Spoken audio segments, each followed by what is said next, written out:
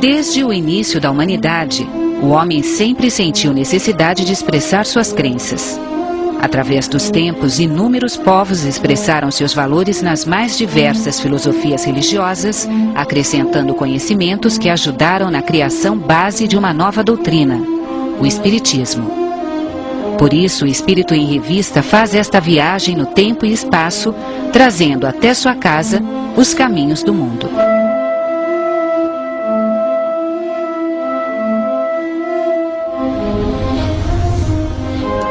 No século XVII, uma grande ordem se destacou pela Europa.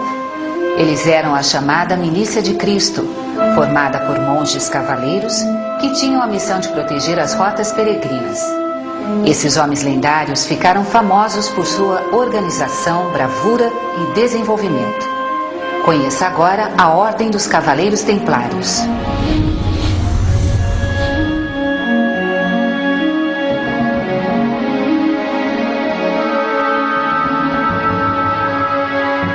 A Ordem dos Pobres Cavaleiros de Cristo e do Templo de Salomão, mais conhecida como Ordem dos Templários, foi uma cavalaria criada em Jerusalém no ano de 1118, por 9 cavaleiros franceses. Hugo de Payens, o primeiro líder, foi quem reuniu uma equipe para proteger os peregrinos cristãos na Terra Santa durante o movimento das Cruzadas.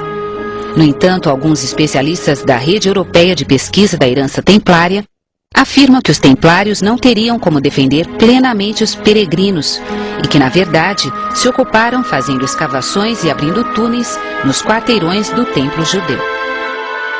As maiores especulações sobre os templários afirmam que eles caçavam relíquias de alto valor simbólico para o cristianismo, como a Arca da Aliança e o Santo Graal. Em 1128, a Ordem dos Templários foi reconhecida oficialmente pela Igreja Católica, com o direito a um regulamento e ao famoso manto branco com a cruz vermelha octogonal. E assim, a Ordem ficou livre de todos os impostos, tendo como única obrigação obedecer à vontade do Papa sem precisar prestar contas aos bispos e aos reis. A partir daí, os templários ganharam um poder descomunal para a época. Foi um grande apogeu que proporcionou a vitória de muitas batalhas e a conquista de castelos e bases por muitos territórios da Terra Prometida. Uma grande colaboração dos templários para a Europa foi trazer da Terra Santa os conhecimentos de matemática, astronomia, técnicas de cura, medicina fitoterápica, respiração boca a boca e até mesmo telescópio. E além de tudo isso, eles também se revelaram ótimos engenheiros e arquitetos, construindo castelos, fazendas, celeiros, moinhos, alojamentos, estábulos e oficinas. Os templários souberam usar a imensa riqueza que acumularam. Eles aprenderam com seus oponentes muçulmanos a criar um tipo de banco internacional. Com isso, os peregrinos podiam viajar sem medo de ladrões.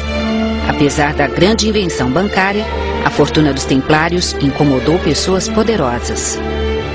Quando Jerusalém ficou sob o domínio das forças turcas, a Ordem dos Templários se mudou para Israel, onde permaneceu até 1291, quando o local foi tomado pelos muçulmanos. Em seguida se mudaram para a ilha de Chipre, causando irritação na população local. Assim optaram pelo regresso ao continente europeu. Depois de perder os domínios no Oriente Médio, a Ordem dos Templários encontrou outro problema: o rei da França, Filipe IV, o Belo. Além da enorme dívida que tinha com os Templários, Filipe também desejava se vingar do grupo, porque a sua candidatura para ser um cavaleiro da Ordem foi recusada. Assim, para arruiná-los, se apropriou de suas riquezas, evitando a forte influência deles no Estado francês. Felipe se aliou ao Papa Clemente V para condenar os membros da Ordem à fogueira da Inquisição. Através da tortura, alguns cavaleiros foram incriminados de heresia, culto ao diabo, entre outras acusações. Após esse episódio, algumas bases templárias continuaram atuando com outros nomes e símbolos. Outros cavaleiros entraram para exércitos nacionais. De qualquer forma, os templários continuaram recebendo honras de grandes personalidades, como Vasco da Gama e Pedro Álvares Cabral, que enfeitavam as caravelas com cruzes templares.